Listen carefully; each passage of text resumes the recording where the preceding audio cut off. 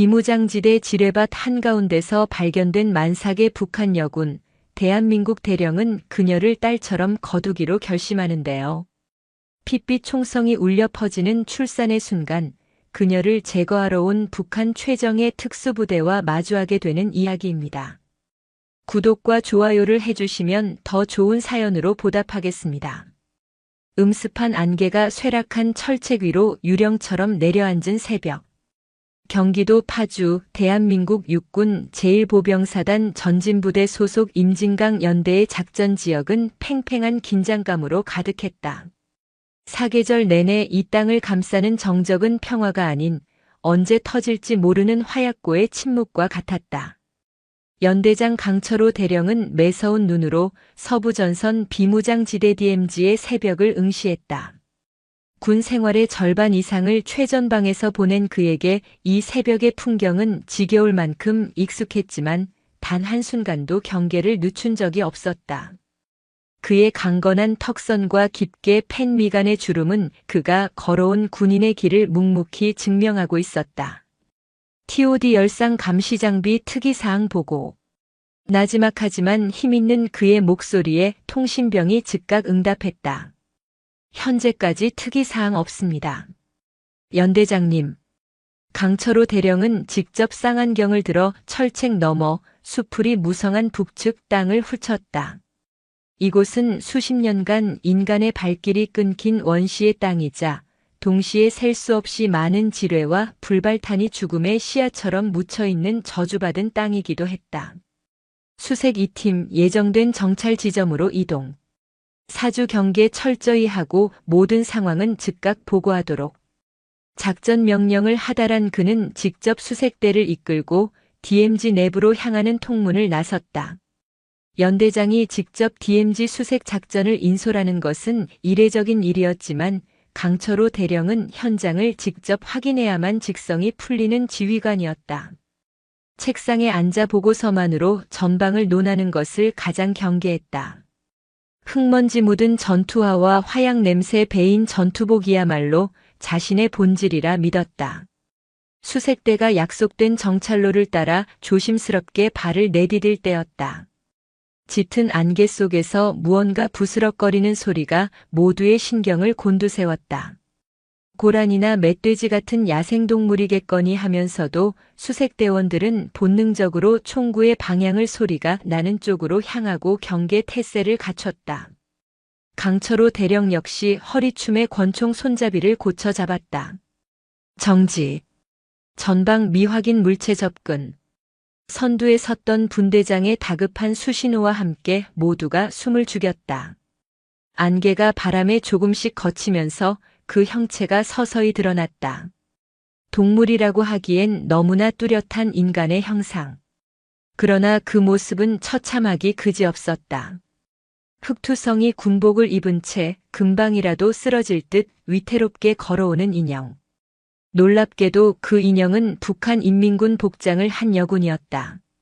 그녀는 한 손으로 만삭이 되어 남산만 한 배를 감싸 안고 다른 한 손으로는 지뢰 경고 표지판이 위태롭게 서 있는 수풀을 헤치며 필사적으로 남쪽을 향해 오고 있었다. 멈춰라. 움직이면 쏜다. 수색대원들의 경고에 여군은 그 자리에 주저앉고 말았다. 공포와 절망이 뒤섞인 눈으로 이쪽을 바라보는 그녀의 얼굴은 핏기 하나 없이 창백했다.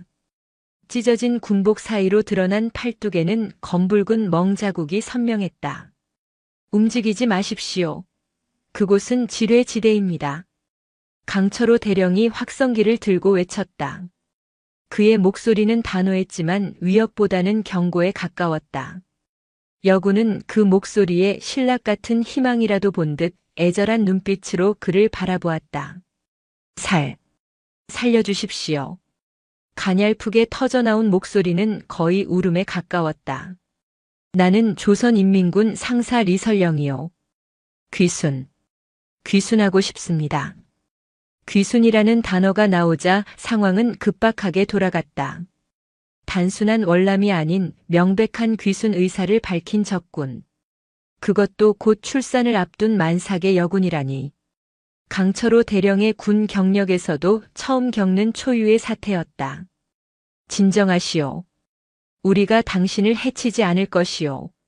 하지만 그 자리에서 한 발짝도 움직이면 안 돼요. 당신이 서 있는 바로 그곳이 아군이 매설한 대인 지뢰 구역이다. 강 대령의 말에 리설령이라는 여군의 얼굴이 새하얗게 질렸다. 그녀는 자신의 발밑을 내려다보며 공포에 질려 몸을 떨었다. 조금 전까지만 해도 살기 위해 필사적으로 내디뎠던 걸음걸음이 죽음을 향한 발걸음이었다는 사실에 온몸에 힘이 빠져나가는 듯 했다. 제발, 제발 저와 제 아이를 살려주십시오. 그녀는 배를 감싸 안은 채 절규하듯 외쳤다. 그 처절한 모성이 담긴 절규는 이념과 체제의 벽을 넘어 한 인간의 생존을 향한 본능적인 외침으로 강철호 대령의 심장을 날카롭게 파고들었다. 상황을 보고받은 상급 부대에서는 적의 기만 전술일 수 있으니 절대 접근하지 말고 현상을 유지하며 지침을 기다리라는 원론적인 명령만 내려왔다. 하지만 강 대령의 눈에는 이미 그녀가 기만 전술을 펼치는 훈련된 공작원으로는 보이지 않았다. 벼랑 끝에 몰린 한 명의 여인, 그리고 곧 태어날 무고한 생명의 어머니일 뿐이었다. 그는 결단을 내려야 했다. 원칙과 절차를 따르며 그녀를 저 위험한 곳에 방치할 것인가, 아니면 지휘관의 재량으로 위험을 감수하고 한 생명을 구할 것인가. 해외에서 유학 중인 자신의 딸이 떠올랐다. 만약 자신의 딸이 저런 절체절명의 위기에 처했다면 그 생각에 이르자 더 이상 망설일 수 없었다. 공병대 지원 요청해. 당장. 지뢰 탐지 및 제거 장비 신속히 투입시키고 의무병은 제세동기 포함한 응급킷 들고 대기시켜. 하지만 연대장님 상부의 지시는 부연대장이 우려 섞인 목소리로 말했지만 강철호는 단호하게 말을 잘랐다. 책임은 내가 진다. 저 여인이 그리고 저 뱃속의 아이가 지뢰를 밟고 죽어가는 것을 보고만 있을 수는 없다. 저것은 더 이상 적군이 아니다. 우리가 구해야 할 한 명의 사람이다. 즉시 명령 이행하도록. 그의 목소리에는 지휘관의 결단과 한 인간으로서의 연민이 함께 담겨 있었다. 수색대원들은 더 이상 이의를 제기하지 않고 신속하게 움직이기 시작했다. 강철호 대령은 다시 확성기를 들고 지뢰밭 한가운데서 공포에 떨고 있는 리설령을 향해 외쳤다. 리설령 동무, 내 말 들리는가? 지금부터 우리가 당신을 구하러 갈 것이오. 절대로 움직이지 마시오. 우리가 당신과 아이를 반드시 살릴 것이니 조금만 더 힘을 내시오. 그의 목소리는 얼어붙은 그녀의 마음에 가느다란 온기를 불어넣었다. 리설령은 터져나오는 눈물을 참지 못하고 고개를 떨궜다. 차갑고 비정한 북녘의 땅을 등지고 목숨을 걸고 넘어온 이유, 그 모든 서름과 고통이 한순간에 북받쳐 올랐다. 그녀는 그저 살고 싶었을 뿐이었다. 자신과 이 모든 고통 속에서도 꿋꿋하게 자라준 뱃속의 아이와 함께. 과연 저 남쪽의 군인은 자신의 마지막 희망이 되어줄 수 있을까? 짙은 안개 속에서 두 사람의 운명적인 만남은 그렇게 시작되고 있었다. 강철호 대령의 결단은 즉각적인 행동으로 이어졌다. 1사단 공병대대 소속 지뢰 제거팀이 긴급 투입되었다. 뽀얀 방호복과 헬멧을 착용한 EOD 폭발물 처리반 요원들이 신중하게 지뢰 탐지기를 움직이며 리설령에게 접근하는 길을 터나갔다. 한 걸음 한 걸음이 살얼음판을 걷는 듯한 극도의 긴장감이 흘렀다. 리설령은 제자리에 얼어붙은 채 자신을 향해 다가오는 남측 군인들을 공포 어린 눈으로 바라보고 있었다. 북에서 귀가 따갑게 들었던 남조선 괴뢰군의 모습. 그들은 자신을 보자마자 총알을 박아 넣거나 온갖 끔찍한 고문을 가할 것이라 배웠다. 하지만 지금 눈앞의 상황은 그녀가 배운 것과 너무나도 달랐다. 그들은 그녀를 죽이기 위해서가 아니라 살리기 위해 목숨을 걸고 있었다. 괜찮소. 거의 다 왔으니 조금만 참으시오. 안전 통로를 확보한 EOD 팀원 하나가 조심스럽게 그녀에게 다가가 말했다. 그의 목소리는 놀라울 정도로 부드러웠다. 그는 천천히 손을 내밀어 그녀가 일어서는 것을 도왔다. 리설령의 몸이 비틀거리자 다른 대원이 재빨리 부축했다. 그녀의 몸은 솜처럼 가벼웠고 심하게 떨리고 있었다. 오랜 굶주림과 탈진 그리고 극심한 공포가 그녀의 기력을 모두 소진시킨 탓이었다. 안전지대로 나온 리설령은 그대로 정신을 잃고 쓰러졌다. 대기하고 있던 의무병들이 신속하게 달려들어 그녀의 상태를 살폈다.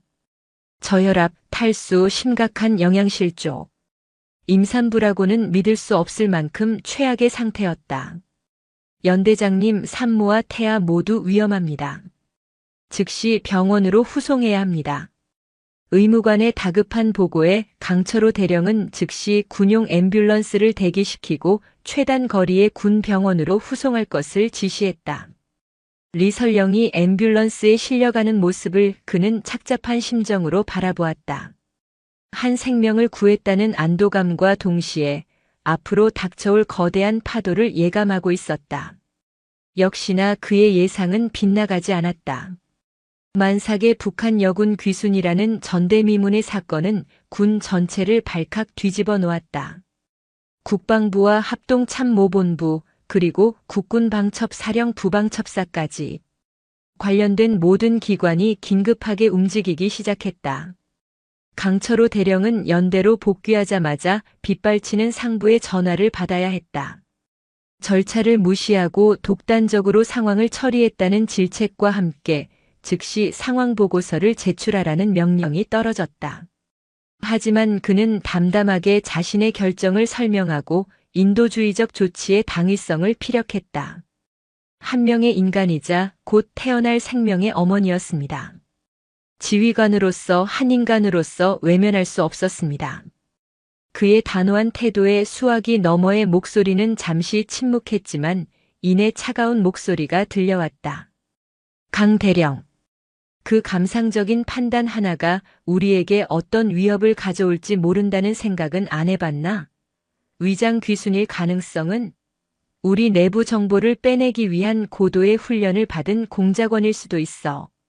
지금부터 그 여군에 대한 모든 접근은 방첩사에서 통제한다. 자네는 이번 일에서 손 떼도록. 방첩사의 개입은 불보듯 뻔한 일이었다. 강철호 대령은 씁쓸하게 전화를 끊었다. 군인으로서 조직의 명령을 따라야 했지만 갓 구출된 산모를 잠재적 간첩으로 몰아붙이며 신문부터 하려는 그들의 방식에 동의할 수 없었다. 며칠 후 리설령이 입원한 국군 수도병원으로 방첩사 소속 수사관들이 들이닥쳤다. 그들을 이끌고 온 사람은 독고진 소령. 날카로운 눈매와 어떤 감정도 읽을 수 없는 표정을 한 그는 인간보다는 정보를 캐내는데 특화된 인물이었다. 리설령 씨, 몸은 좀 어떻습니까? 독고진 소령은 의자에 앉아 다리를 꼬며 의례적인 질문을 던졌다. 그러나 그의 눈빛은 그녀의 반응 하나하나를 분석하고 있었다. 리설령은 링거를 꽂은 채 침대에 위태롭게 기대앉아 경계심 가득한 눈으로 그를 노려보았다. 남측에 오면 모든 것이 해결될 줄 알았는데 이곳의 현실도 북녘의 보이부와 크게 다르지 않다는 생각에 절망감이 밀려왔다. 왜 넘어왔습니까? 누가 보냈죠? 임신한 몸으로 지뢰밭을 통과한 이유가 뭡니까?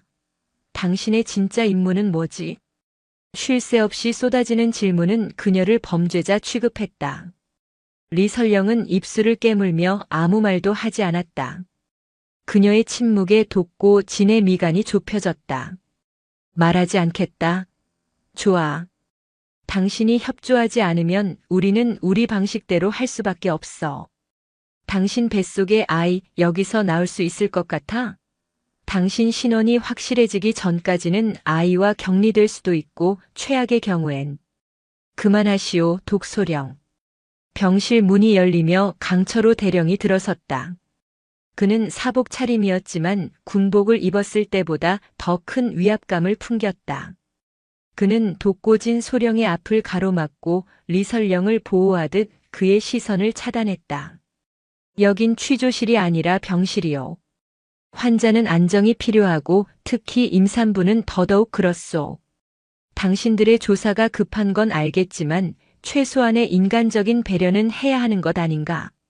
독고진은 어이없다는 듯 헛웃음을 쳤다.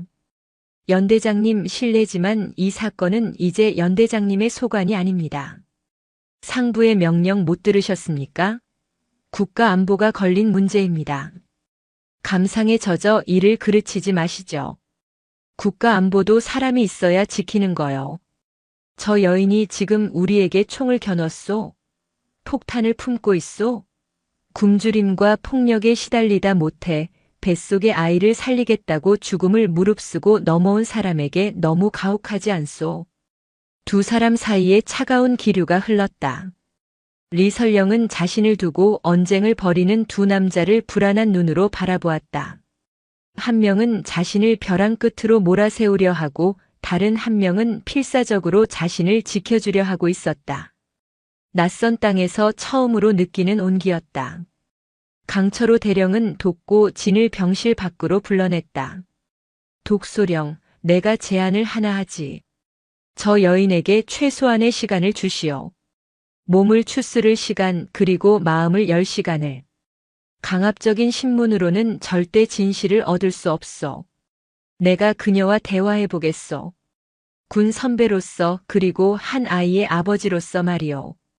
독고진은 잠시 강철호를 뜯어보듯 관찰했다. 그의 눈에는 의심이 가득했지만 강철호라는 군인이 가진 무게감과 진정성을 완전히 무시할 수는 없었다. 또한 이대로 리설령이 입을 닫아버리면 조사에 아무런 진척이 없다는 현실적인 계산도 작용했다. 좋습니다. 하지만 조건이 있습니다. 모든 대화는 녹취하고 제가 입회해야 합니다. 그리고 시간은 길게 드릴 수 없습니다. 그렇게 하도록 하지. 강철호는 독고진의 제안을 받아들였다. 비록 감시가 붙겠지만 적어도 그녀를 몰아세우는 대신 대화를 할 수 있는 최소한의 기회는 얻은 셈이었다. 그는 다시 병실로 들어가 겁에 질린 리설령에게 최대한 부드러운 목소리로 말했다. 많이 놀랐을 거요. 미안하게 됐소. 하지만 이제 괜찮을 거요. 당신과 아이를 해치려는 사람은 아무도 없어. 내가 약속하지. 그의 진심 어린 목소리에 리설령의 눈시울이 붉어졌다. 북에 있을 때 그 누구도 자신에게 이런 따뜻한 말을 건네준 이가 없었다. 끊임없는 착취와 폭력 그리고 인간 이하의 취급. 그것이 그녀가 겪은 군 생활의 전부였다. 그녀는 처음으로 경계심을 조금 풀고 자신의 이야기를 아주 조금씩 힘들게 꺼내놓기 시작했다. 지옥 같았던 과거의 편린들이 처음으로 세상 밖으로 나오는 순간이었다.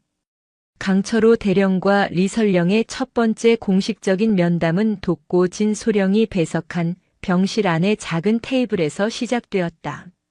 녹음기가 테이블 중앙에 놓여 있었고 독고진은 팔짱을 낀 채 벽에 기대서서 두 사람을 지켜보고 있었다.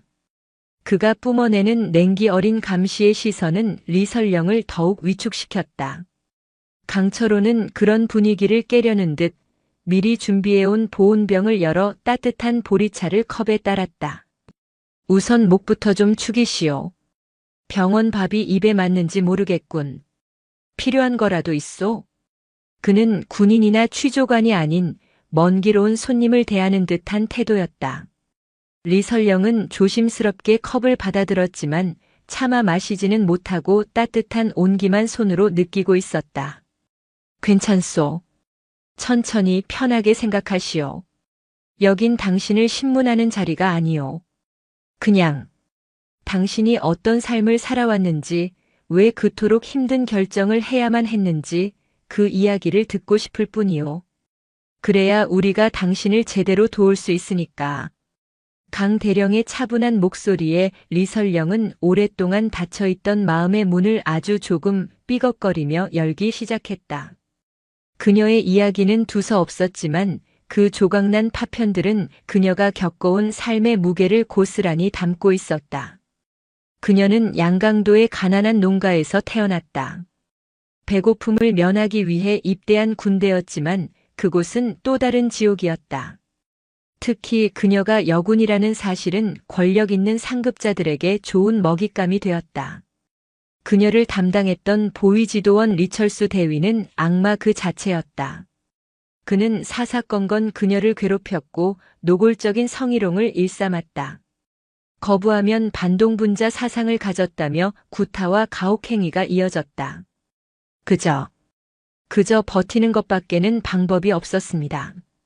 리설령의 목소리는 미세하게 떨리고 있었다. 그녀는 차마 성폭행이라는 단어를 입에 담지 못했지만 그녀의 눈빛과 표정은 그 끔찍했던 기억을 충분히 말해주고 있었다. 뱃속의 아이 역시 그 비극의 결과물이었다. 아이가 생겼다는 것을 알게 된 리철수 대위는 그녀를 더욱 악랄하게 대했다. 아이를 지우라고 윽박지르며 무자비한 폭행을 가했고 그녀는 아이를 지키기 위해 필사적으로 버텨야 했다. 이 아이만은 저 같은 지옥에서 살게 할 수 없었습니다. 그래서 도망쳤습니다. 남쪽으로 가면 굶지는 않고 사람 대접은 해준다는 말을 어렴풋이 들었습니다. 그것이 유일한 희망이었습니다. 며칠을 굶으며 경계망을 피해 산을 넘고 마지막 관문인 비무장지대에 이르렀을 때 그녀는 이미 탈진 상태였다. 지뢰밭이라는 것을 알면서도 더 이상 돌아갈 수도 멈출 수도 없었다. 잡히면 자신과 아이 모두 죽음뿐이라는 공포가 그녀를 앞으로 나아가게 했다. 이야기를 듣는 내내 강철호 대령은 아무 말 없이 그녀를 바라보았다. 그의 얼굴에는 깊은 연민과 분노가 교차했다. 한 여성이, 한 어머니가 겪기에는 너무나도 참혹한 현실이었다. 벽에 서 있던 독고진 소령의 표정에도 미세한 변화가 스쳤지만 그는 여전히 의심의 끈을 놓지 않았다. 리철수 대위, 구체적인 인상착의와 소속 부대를 말해줄 수 있습니까? 독고진이 날카롭게 끼어들었다. 리설령은 본능적으로 몸을 움츠렸다. 독소령, 지금은 그게 중요한 게 아니잖소. 강철호가 그를 제지했지만 독고진은 물러서지 않았다. 아닙니다, 연대장님. 중요합니다. 그녀의 진술이 사실인지 확인하려면 교차 검증이 필요합니다. 우리가 가진 북한군 내부 정보와 대조해봐야 합니다. 그것이 방첩사의 일처리 방식이었다. 모든 진술은 검증되어야 할 정보에 불과했다. 강철호는 한숨을 내쉬며 리설령에게 말했다. 힘들겠지만 저 친구의 일이니 이해해 주시오. 당신을 믿지 못해서가 아니라 절차가 그렇소. 당신이 안전하게 이곳에 정착하려면 반드시 거쳐야 할 과정이기도 하고. 그의 설득에 리설령은 용기를 내어 자신이 아는 리철수 대위에 대한 모든 것을 털어놓았다. 그의 외모, 말투, 소속 부대와 직책까지. 그녀의 진술은 놀라울 정도로 구체적이고 일관성이 있었다. 면담이 끝나고 병실을 나오자 독고진이 강철호에게 말했다. 진술의 신빙성이 상당히 높습니다. 저희가 파악하고 있는 정보와 일치하는 부분이 많습니다. 하지만 아직 완전히 믿을 수는 없습니다. 이 모든 것이 북의 공작 부서에서 만들어낸 정교한 시나리오일 수도 있습니다. 사람을 좀 믿어보시오, 독소령. 당신 눈에는 저 여인이 고도로 훈련된 공작원으로 보인단 말이오? 나는 공포와 절망에 질려 벼랑 끝에 선 한 인간으로밖에 보이지 않소. 연대장님은 군인이기 이전에 너무 인간적이십니다. 그게 때로는 가장 큰 약점이 될 수 있습니다. 독고진은 그 말을 남기고 차갑게 돌아섰다. 강철호는 그의 뒷모습을 보며 굳게 다짐했다.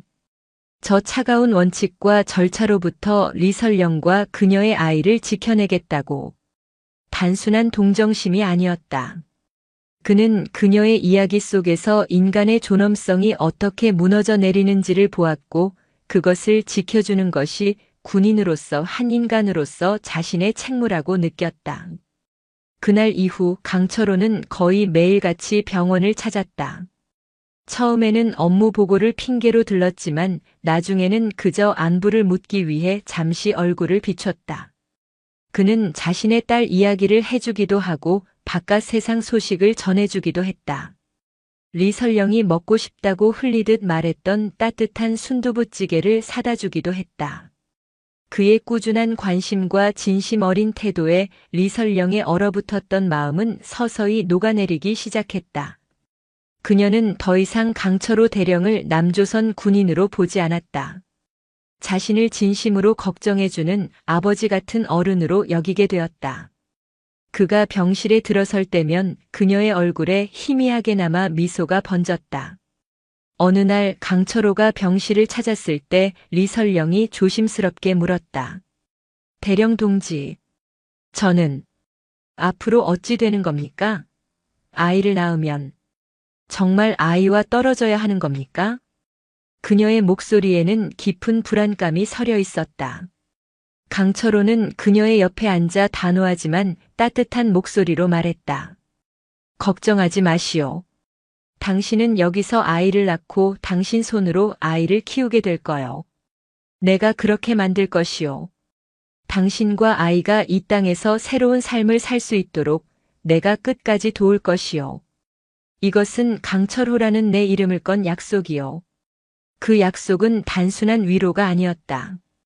그녀를 자신의 딸처럼 여기기 시작한 한 남자의 진심 어린 맹세였다. 리설령은 그 말을 듣고 하염없이 눈물을 흘렸다. 지옥의 땅을 벗어나 처음으로 받아보는 조건 없는 온정과 보호의 약속. 그녀는 그 눈물 속에서 아주 작은 희망의 씨앗이 싹트는 것을 느꼈다. 이제 그녀는 혼자가 아니었다. 리설령의 건강이 어느 정도 회복되자 방첩사와 군 수뇌부는 더 이상 그녀를 민간인들과 섞여 있는 국군수도병원에 둘 수 없다고 판단했다. 위장 귀순의 가능성을 완전히 배제하지 못한 상태였고 혹시 모를 외부의 위협으로부터 격리할 필요성도 제기되었다. 그녀의 거처는 제1보병사단 관할 내에 있는 외부인의 출입이 철저히 통제되는 백학영빈관으로 옮겨졌다. 산기슭에 고즈넉이 자리 잡은 백학영빈관은 이름만 영빈관일 뿐 사실상 군의 최고 등급 보안 시설이었다. 주변은 겹겹의 철조망으로 둘러싸여 있었고 진입로부터 정문까지 이르는 모든 길목에는 무장한 헌병 특수임무대 SDT 대원들이 배치되었다. 리설령에게는 2층의 가장 안쪽 방이 배정되었다. 창문으로는 파주의 평화로운 들판이 보였지만 그 창문은 두꺼운 방탄 유리로 되어 있었다. 자유를 찾아왔지만 그녀는 또 다른 형태의 감옥에 갇힌 셈이었다. 이송을 지휘한 것은 독고진 소령이었다. 그는 리설령에게 새로운 거처를 안내하며 딱딱한 어조로 말했다. 이곳은 외부로부터 당신을 보호하고 동시에 우리의 조사가 원활하게 이루어지기 위한 최적의 장소입니다. 여성 군의관과 간호장교가 24시간 상주하며 당신과 태아의 건강을 돌볼 겁니다.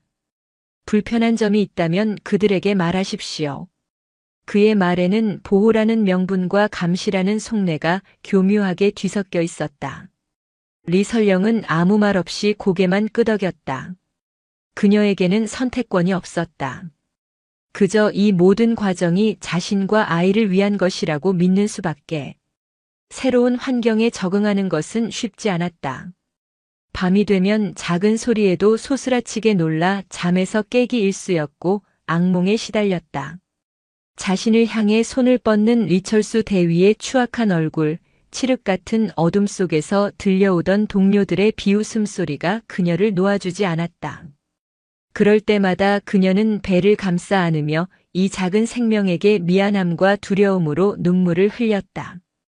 그런 그녀에게 유일한 위안은 강철호 대령의 방문이었다.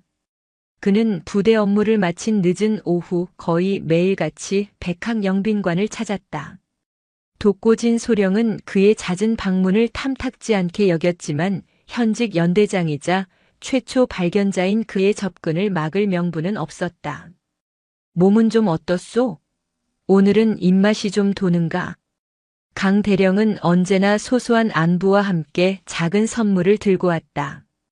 때로는 갓 나온 따끈한 찐빵이었고 때로는 시골 장터에서 직접 사온 싱싱한 과일이었다. 리설령이 무심코 남쪽 드라마를 보니 사람들이 복숭아 통조림을 아주 맛나게 먹습디다라고 흘렸던 말을 기억하고 다음 날 황도 통조림 한 상자를 들고 나타나기도 했다. 그의 그런 소박한 정성은 굳게 닫혔던 리설령의 마음을 빠르게 열었다. 그녀는 강 대령 앞에서만큼은 경계심을 풀고 조금씩 자신의 감정을 드러내기 시작했다. 어느 날 저녁 강 대령은 작은 아기 옷 몇 벌이 담긴 쇼핑백을 들고 왔다. 그의 아내가 해외 유학 중인 딸을 위해 사두었던 것인데 우선 필요한 것 같아 가져왔다고 했다. 앙증맞은 베네 저고리와 손싸개를 본 리설령의 눈에 그렁그렁 눈물이 맺혔다. 제가 이런 걸 받아도 되는 겁니까? 저는 죄인이나 마찬가지인데. 죄인이라니. 무슨 그런 소리를. 당신은 죄인이 아니오. 지옥 같은 곳에서 아이를 지키기 위해 모든 것을 건 위대한 어머니요.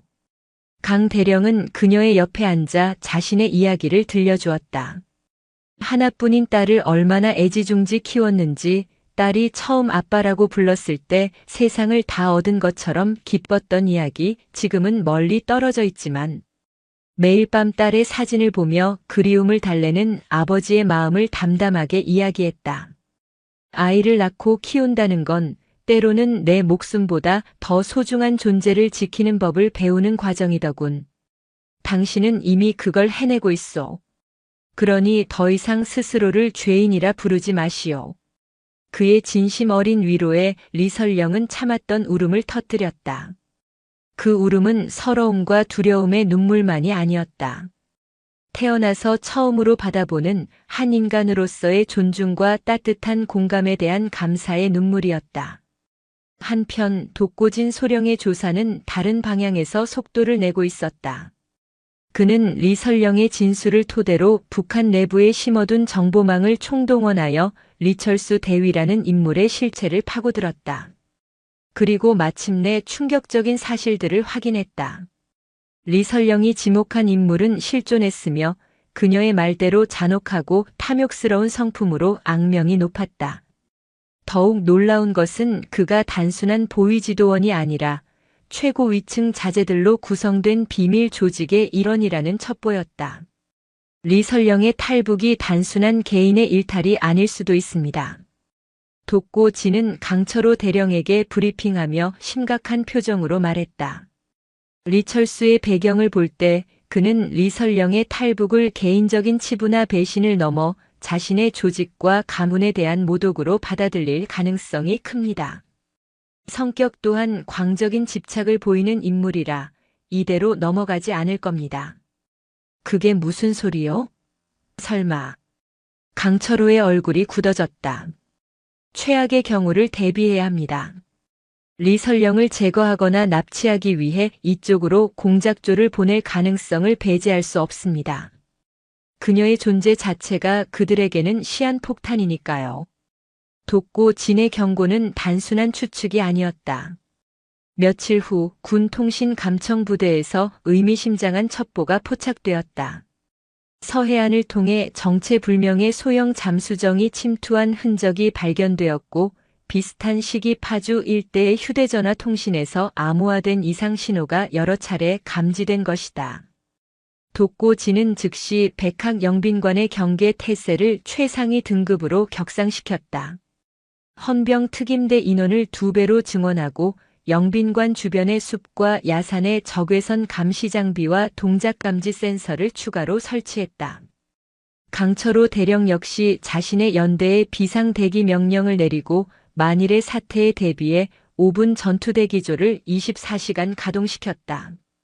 팽팽한 긴장감 속에서 며칠이 흘렀다.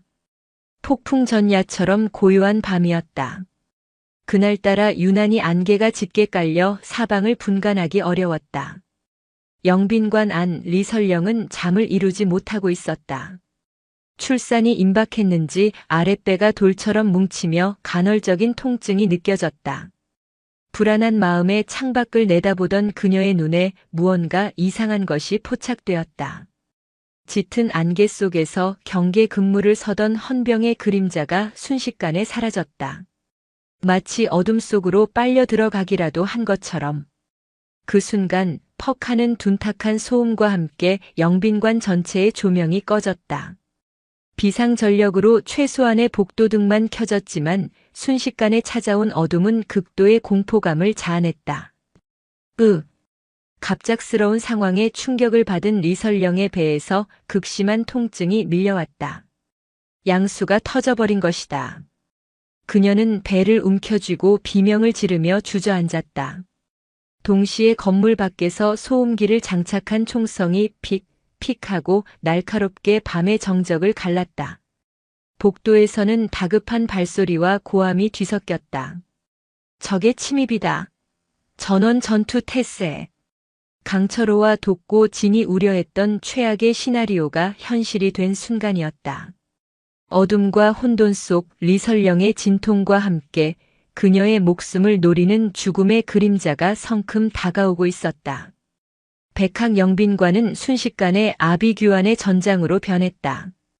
외부 변전 시설이 파괴되며 모든 조명과 감시 시스템이 무력화되었고 칠흑 같은 어둠 속에서 오직 간헐적으로 터지는 총구의 섬광만이 피아를 식별하는 유일한 빛이었다. 2층. 목표는 2층이다. 신속하게 확보해. 어둠 속에서 낮고 서늘한 북한 사투리가 울려 퍼졌다. 그들은 단순한 공작원이 아니었다. 치밀한 사전 계획과 일사불란한 움직임, 소음기를 사용해 흔적을 최소화하는 전술까지. 북한의 최정예 특수부대 요원들이 분명했다. 외곽 경계를 서던 헌병들은 소리 소문 없이 제거당했고 그들은 유령처럼 건물 내부로 진입했다. 그 시각 비상 상황을 직감한 독고진 소령은 자신의 숙소에서 뛰쳐나와 리설령이 있는 2층으로 향하고 있었다. 그의 손에는 제압용 권총이 들려 있었고 허리춤의 무전기로는 쉴 새 없이 지시를 내렸다. 여기는 콘도르. 백학 영빈관 실제 상황 발생. 침투조는 최소 3인 이상으로 추정. 즉시 지원 병력 요청한다. 반복한다. 실제 상황이다. 때마침 영빈관에 남아 상황을 점검하던 강철호 대령 역시 자신의 권총을 빼들고 1층 로비에서 교전을 준비하고 있었다. 그의 얼굴은 분노로 이글거렸다. 자신의 관할 구역에서 자신이 보호하겠다고 맹세한 사람을 눈앞에서 위협받는 상황을 그는 용납할 수 없었다. 특임대.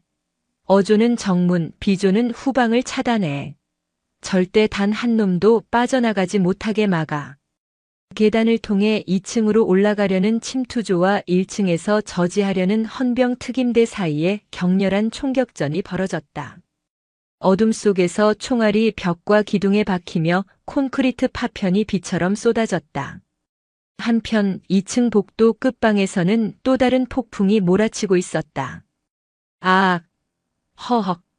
리설령은 바닥에 쓰러진 채 극심한 산고에 몸부림치고 있었다. 갑작스러운 충격으로 진통이 급격하게 진행되고 있었다. 함께 있던 여성 군의관 박하선 대위와 간호장교는 총성과 비명으로 가득 찬 외부 상황에 공포에 질리면서도 필사적으로 출산을 돕기 위해 움직였다. 산모님, 정신 차리셔야 합니다. 숨을 깊게 쉬세요. 후하우. 박 대위는 손전등으로 리설령의 상태를 살피며 소리쳤다. 하지만 문 밖에서 들려오는 격렬한 교전 소리는 산모와 의료진 모두를 극한의 공포로 몰아넣었다. 문을 잠그고 무거운 캐비닛으로 입구를 막았지만 얇은 문 하나가 얼마나 버텨줄지는 아무도 몰랐다. 찾았다. 이 방이다. 마침내 침투조 중 한 명이 리설령의 방문 앞에 도착했다. 그는 지체 없이 방탄 군화발로 문을 걷어찼다. 쾅, 쾅. 육중한 소리와 함께 문이 위태롭게 흔들렸다. 그 순간 복도 반대편에서 나타난 독고진 소령이 침투조의 등 뒤를 향해 정확하게 총을 발사했다. 핑. 소음기에서 나온 총알은 정확하게 침투조의 목덜미에 박혔다. 비명 한 번 지르지 못하고 쓰러지는 적을 확인한 독고, 진은 재빨리 리설령의 방문 앞으로 달려가 쓰러진 적의 시체를 방패 삼아 엄폐했다. 안에 있는 사람 괜찮소? 소령님. 산모가. 아이가 지금 나오려 합니다. 박하선 대위의 절규에 가까운 외침에 독고, 진의 이성이 순간 마비되는 듯 했다. 최악의 상황이 동시에 터지고 있었다. 그때 계단을 통해 올라온 다른 침투조원과 그의 눈이 마주쳤다. 두 사람은 거의 동시에 서로를 향해 총을 격발했다. 총알이 빗발치는 생사의 갈림길. 독고 진은 본능적으로 몸을 굴려 총알을 피하며 리설령의 방문을 자신의 등으로 막아섰다. 그는 단 한 번도 상상해 본 적이 없었다. 그저 정보 가치가 있는 조사 대상으로만 여겼던 북한 여군을 위해 자신의 목숨을 걸고 총알을 막아서게 될 줄은. 그의 머릿속을 스친 것은 국가 안보나 임무가 아니었다. 문 안에서 들려오는 새 생명의 탄생을 위해 고통을 감내하는 한 여인의 처절한 신음소리였다. 바로 그때 계단 아래에서 강철호 대령이 이끄는 헌병 특임대가 지원 사격을 퍼부으며 올라왔다. 수적 열세에 몰린 침투조는 퇴각을 결정한 듯 연막탄을 터뜨리고 순식간에 어둠 속으로 사라졌다. 추격해. 한 놈도 놓치지 마. 강철호는 부하들에게 명령한 뒤 연기가 자욱한 복도를 가로질러 리설령의 방문으로 달려왔다. 문 앞에는 어깨에 총상을 입은 독고진 소령이 힘겹게 벽에 기댄 채 거친 숨을 몰아쉬고 있었다. 독소령, 괜찮은가? 저는 괜찮습니다. 연대장님, 안쪽이. 강철호가 급히 문을 열고 들어선 순간 그는 숨을 멈췄다. 방 안은 땀과 피 그리고 양수가 뒤섞인 비릿한 냄새로 가득했다. 그리고 그 모든 혼돈의 중심에서 작고 가냘픈 생명의 울음소리가 기적처럼 터져나왔다. 응애, 응애eng으. 리설령은 탈진하여 거의 실신 직전인 상태에서도 갓 태어난 자신의 아이를 품에 안고 있었다. 밖에서는 죽음의 폭풍이 휩쓸고 지나갔지만 이 방 안에서는 생명의 폭풍이 모든 것을 이겨내고 새로운 세상을 열고 있었다. 총성과 고함은 멎고 오직 아이의 힘찬 울음소리만이 영빈관의 깨진 정적을 가득 메웠다. 강철호 대령은 피 묻은 군홧발을 차마 방 안으로 들이지 못하고 문지방에 선 채 그 경이로운 광경을 바라보았다. 그의 강인한 눈시울이 뜨거워졌다. 수많은 죽음의 위협을 뚫고 가장 절망적인 순간에 피어난 생명. 그것은 희망 그 자체였다. 새벽이 밝아왔을 때 백학 영빈관은 처참한 전투의 흔적을 고스란히 드러내고 있었다. 깨진 유리창, 총탄 자국이 선명한 벽, 그리고 아직 채 가시지 않은 화약 냄새가 밤사이의 사투를 증명했다. 침투조는 한 명의 사살, 한 명의 생포, 그리고 한 명은 끝내 놓치고 말았다. 생포된 공작원은 입에 품고 있던 독극물 캡슐을 터뜨려 자결했고 결국 그들의 배후를 명확히 밝혀낼 실마리는 얻지 못했다. 하지만 더 이상의 증거는 필요 없었다. 대한민국 영토 내의 군사보안시설에 북한 특수부대가 침투하여 귀순자를 살해하려 했다는 사실만으로도 리설령의 진술은 그 어떤 증언보다 확실한 신빙성을 얻게 되었다. 그녀는 더 이상 의심의 대상이 아닌 명백한 보호 대상이자 북한 정권의 비인간성을 증명하는 살아있는 증인이 되었다. 이 사건은 군 수뇌부를 거쳐 청와대 국가안보실까지 보고되었다. 리설령에 대한 모든 조사는 중단되었고 대신 특수임무 대상자 특별보호 지침이 하달되었다. 독고진 소령이 속한 방첩사 역시 신문기관에서 경호기관으로 임무가 전환되었다. 어깨에 붕대를 감은 독고진 소령이 강철호 대령의 집무실을 찾아왔다. 그는 처음으로 강 대령 앞에서 군기가 바짝 든 자세가 아닌 한결 부드러운 태도로 고개를 숙였다. 제가 틀렸습니다, 연대장님. 그의 목소리에는 멋쩍음과 진심 어린 존경이 섞여 있었다. 저는 그녀를 그저 분석하고 의심해야 할 자료로만 봤습니다. 하지만 연대장님께서는 처음부터 한 명의 사람으로 보셨더군요. 어젯밤 문 하나를 사이에 두고 죽음과 탄생이 교차하는 것을 보면서 군인으로서 많은 것을 다시 생각하게 되었습니다. 강철호는 말없이 자리에서 일어나 커피를 타서 그에게 건넸다. 자네도 자네의 임무를 다했을 뿐이요. 그리고 마지막 순간에 자네는 목숨을 걸고 그들을 지켰지. 그걸로 된 거요. 두 사람 사이에는 더 이상의 말이 필요 없었다. 서로 다른 방식으로 자신의 신념을 지켜온 두 군인은 그날 밤의 사건을 계기로 서로를 진정으로 이해하고 인정하게 되었다. 리설령과 아기는 곧바로 최신 시설을 갖춘 국군 수도병원 1인 특실로 옮겨졌다. 방 앞에는 헌병 특임대와 방첩사 요원들이 24시간 삼엄한 경계를 섰다. 그녀는 생애 처음으로 완벽하게 안전한 공간에서 오롯이 자신의 아이에게만 집중할 수 있는 시간을 갖게 되었다. 며칠 후 강철호 대령은 아내 윤서연과 함께 병실을 찾았다. 단아하고 온화한 인상의 윤서연은 리설령을 보자마자 딸을 대하듯 따뜻하게 손을 잡았다.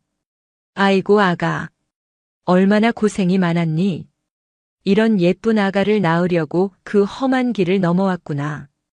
그녀는 미리 준비해온 미역국과 정성껏 싼 반찬들을 풀어놓으며 서툰 솜씨로 아기를 돌보는 리설령에게 기저귀 가는 법, 속삭여 싸는 법 등을 자상하게 알려주었다.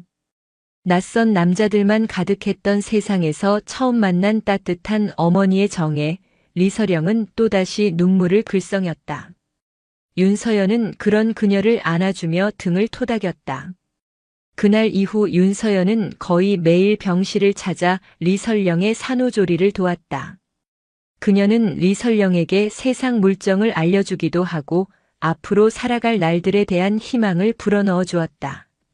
강철호 대령과 윤서연 부부의 존재는 리설령에게 단순한 조력자를 넘어 이 낯선 땅에서 처음으로 생긴 가족과도 같았다. 아기의 출생 신고를 해야 할 때가 왔을 때 리설령은 며칠을 고민하다 조심스럽게 강철호 대령에게 부탁했다. 대령 동지, 염치 없는 부탁이지만 이 아이의 아버지가 되어주실 순 없겠습니까? 그녀의 말에 강철호와 윤서연은 깜짝 놀랐다. 리설령은 황급히 손을 저으며 말을 이었다. 아니, 그런 뜻이 아니라 법적인 아버지를 말하는 것이 아닙니다. 이 아이에게 이름을 지어주셨으면 합니다. 이 아이는 북에서의 모든 고통과 제 과거를 끊고 이 남쪽 땅에서 새로운 희망으로 태어났습니다. 그 희망의 첫걸음인 이름을 저와 아이의 생명의 은인이신 대령 동지께서 내려주셨으면 합니다. 그것은 그녀가 할 수 있는 가장 큰 존경과 신뢰의 표현이었다. 강철호 대령은 아내와 눈빛을 교환했다. 윤서연은 미소를 지으며 고개를 끄덕였다. 강철호는 잠시 생각에 잠긴 뒤 곤히 잠든 아기의 얼굴을 들여다보며 말했다. 이 아이의 성은 나의 성을 따랐으면 좋겠군. 강씨로 말이오. 당신과 내가 피를 나눈 가족은 아니지만 이제부터 우리는 운명으로 맺어진 가족이니까. 리설령의 눈이 동그래졌다. 그리고 이름은 하늘이라고 짓고 싶소. 강하늘, 하늘. 말씀이십니까? 그렇소. 더 이상 억압과 감시의 좁은 땅이 아닌 저 넓고 자유로운 하늘처럼 어떤 것에도 얽매이지 말고 마음껏 꿈을 펼치며 살아가라는 의미에서 말이오. 그리고 이 아이가 앞으로 당신에게 끝없이 펼쳐진 푸른 하늘 같은 희망이 되어주기를 바라는 마음에서 말이오. 강하늘. 리설령은 그 이름을 나지막이 은조렸다. 자신의 고통스러운 과거와는 완전히 단절된 맑고 깨끗하며 희망으로 가득 찬 이름이었다. 자신의 모든 것을 걸고 지켜낸 아이에게 줄 수 있는 최고의 선물이었다. 고맙습니다. 정말 고맙습니다. 리설령은 아기를 품에 꼭 껴안고 뜨거운 눈물을 흘렸다. 아기는 마치 그 이름이 마음에 들기라도 한 듯 잠결에 방긋 웃는 듯 했다. 그날 한 아이에게 새로운 이름이 생겼다. 그리고 그 이름을 통해 혈연은 아니지만 운명으로 얽힌 세 사람의 마음속에 새로운 가족이 탄생하고 있었다. 비극과 죽음의 땅을 넘어온 여인과 그녀를 딸처럼 여기는 군인, 그리고 자유를 상징하는 이름을 선물 받은 아이. 그들의 이야기는 이제 막 희망의 첫 장을 넘기고 있었다. 시간은 강물처럼 흘러 죽음의 공포가 핥히고 간 백학 영빈관의 상처를 아물게 하고 새로운 희망의 싹을 틔웠다. 리설령과 갓 태어난 강하늘은 국군 수도병원에서의 집중적인 보살핌 끝에 마침내 퇴원을 허락받았다. 더 이상 그녀는 이름 없는 귀순자가 아니었다.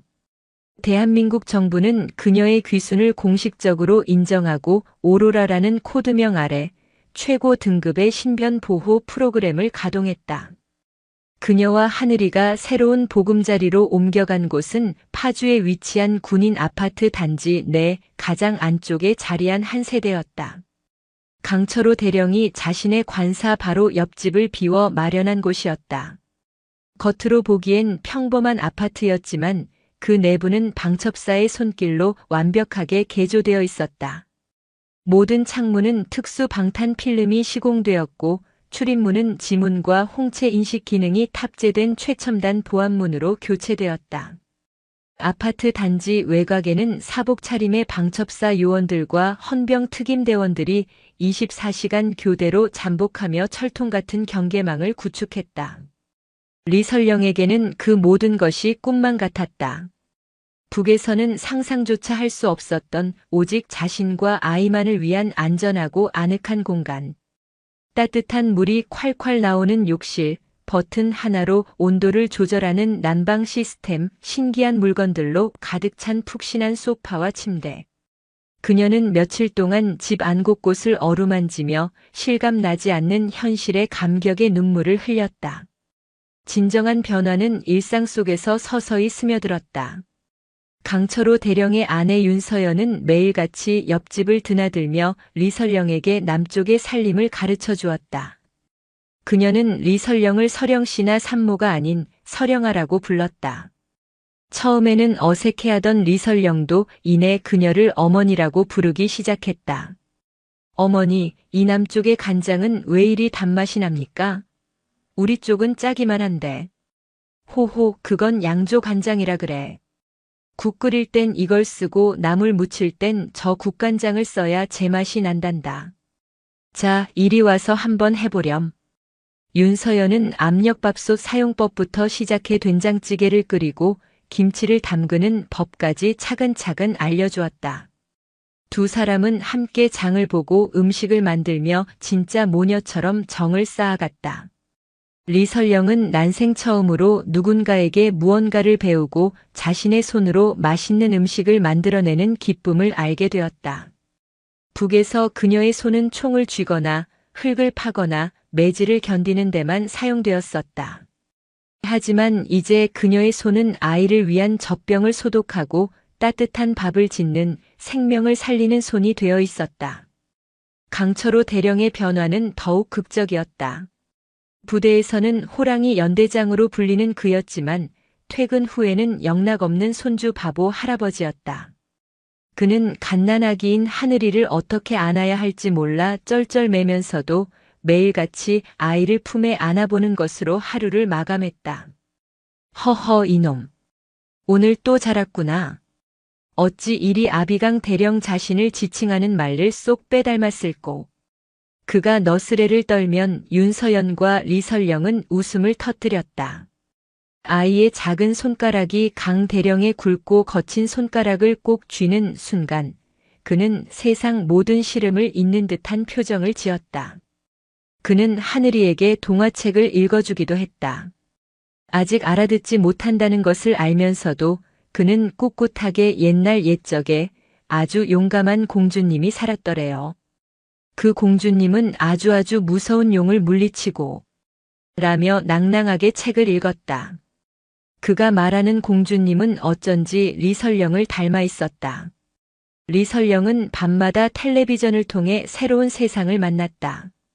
처음에는 요란한 광고와 빠른 화면 전환에 어지러워했지만 이내 드라마 속 인물들의 사랑과 갈등에 함께 울고 웃게 되었다. 아이돌 가수의 화려한 춤을 너클 잃고 바라보기도 하고 뉴스를 통해 세상이 어떻게 돌아가는지 어렴풋이 이해하기 시작했다. 북에서 괴뢰들의 타락한 문화라고 세뇌받았던 모든 것들이 그녀에게는 너무나도 자유롭고 활기찬 생명의 에너지로 다가왔다. 하지만 평화의 이면에는 지워지지 않는 상처가 있었다. 그녀는 여전히 악몽에 시달렸다. 꿈속에서 리철수 대위는 어김없이 나타나 비릿한 웃음을 흘리며 그녀와 하늘이에게 다가왔다. 그럴 때면 그녀는 비명을 지르며 잠에서 깼고 온몸은 식은 땀으로 흠뻑 젖어 있었다. 그럴 때마다 그녀는 옆에 곤히 잠든 하늘이를 끌어안고 아이의 체온을 느끼며 간신히 공포를 진정시키곤 했다. 이러한 그녀의 상태를 가장 먼저 알아차린 것은 독고진 소령이었다. 그는 경호 총책임자로서 매일 아침 저녁으로 리설령의 상태를 보고받고 집 주변에 설치된 CCTV를 통해 그녀의 동태를 면밀히 살피고 있었다.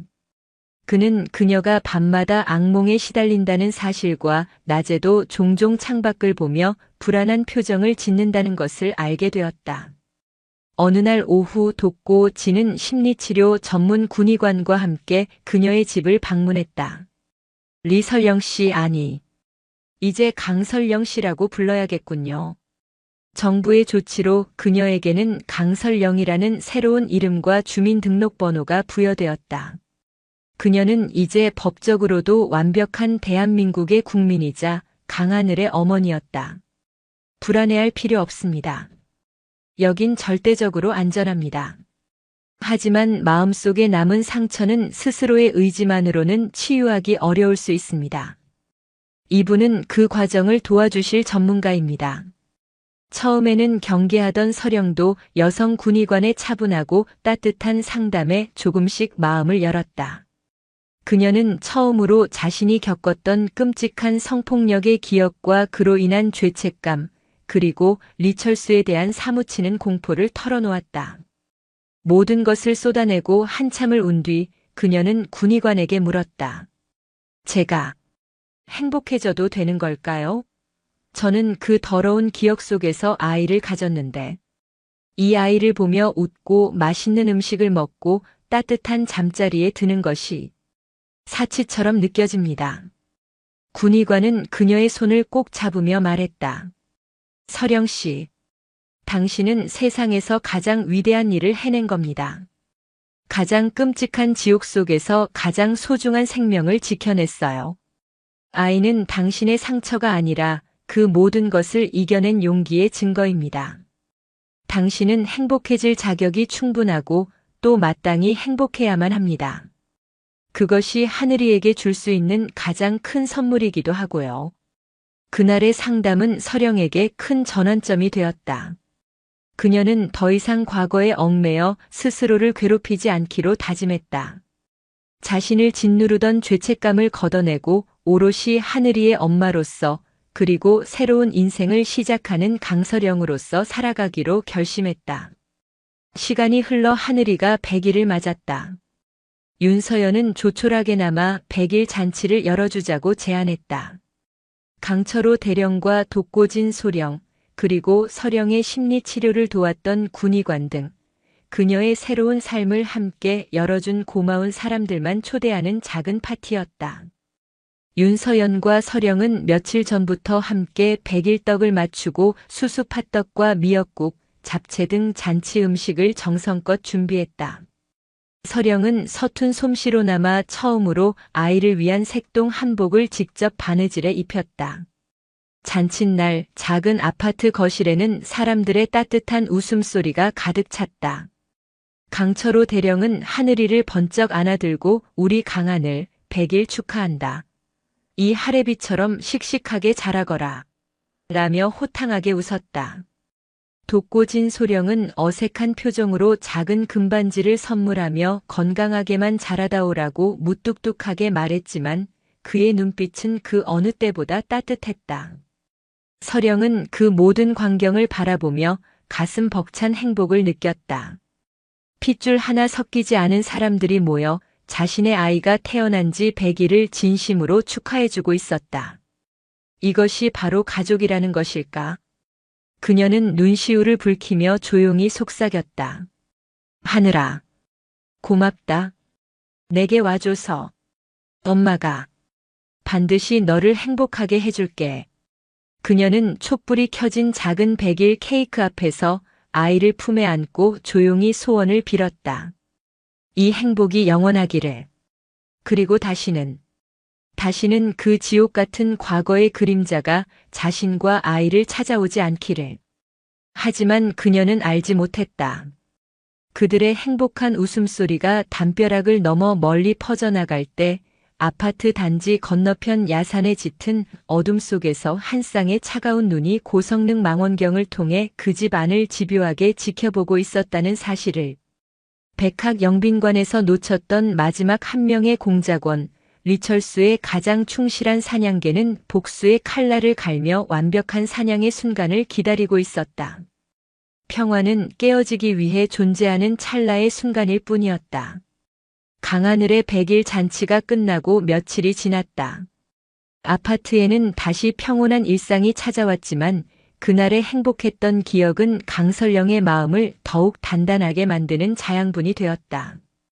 그녀는 더 이상 과거의 악몽에 주저앉지 않았다.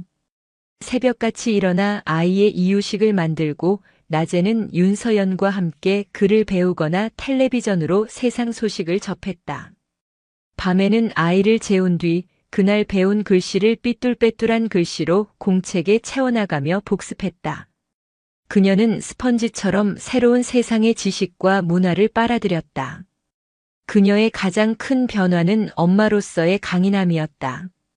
이전에는 그저 아이를 지켜야 한다는 본능만 있었다면 이제는 아이에게 어떤 세상을 보여주고 어떤 사람으로 키워야 할지에 대한 뚜렷한 가치관이 생기기 시작했다. 그녀는 하늘이가 자신처럼 억압과 폭력에 시달리는 대신 자유롭게 자신의 의견을 말하고 타인을 존중하며 사랑을 베풀 줄 아는 사람으로 자라기를 간절히 바랐다. 그 소망은 그녀를 매일 더 나은 사람으로 만들었다. 한편 독고진 소령의 수사팀은 마지막 공작원의 행방을 좇는데 총력을 기울이고 있었다. 백학 영빈관 습격 사건 현장에서 수거한 미세 증거물과 도주 경로를 분석한 결과 그가 평범한 공작원이 아닌 폭풍군단으로 알려진 북한 최정예 특수부대 출신의 베테랑이라는 사실을 밝혀냈다. 이름은 독사. 그의 본명이나 얼굴을 아는 사람은 거의 없었지만 한 번 목표로 삼은 대상은 땅끝까지 쫓아가 제거하는 것으로 악명이 높았다. 그는 지금 숨어 있는 게 아닙니다. 사냥을 준비하는 겁니다. 독고진은 강철호 대령에게 브리핑하며 지도 위에 몇 군데를 표시했다. 파주, 문산 일대의 모든 CCTV와 통신 기록을 샅샅이 뒤졌지만 유령처럼 흔적을 남기지 않고 있습니다. 이는 그가 우리의 추적 방식을 훤히 꿰고 있으며 철저히 아날로그 방식으로 움직이고 있다는 뜻입니다. 지금쯤 어딘가에 거점을 마련하고 아파트 주변의 경계 패턴, 인물들의 동선, 교대 시간 등 모든 것을 분석하고 있을 겁니다. 그의 예측은 정확했다. 독사는 파주 외곽에 버려진 농가에 몸을 숨긴 채 짐승 같은 인내심으로 때를 기다리고 있었다.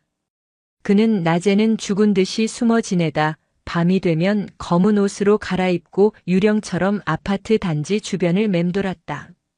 그는 강설령의 집 창문에서 새어나오는 불빛을 보며 차가운 분노를 곱씹었다.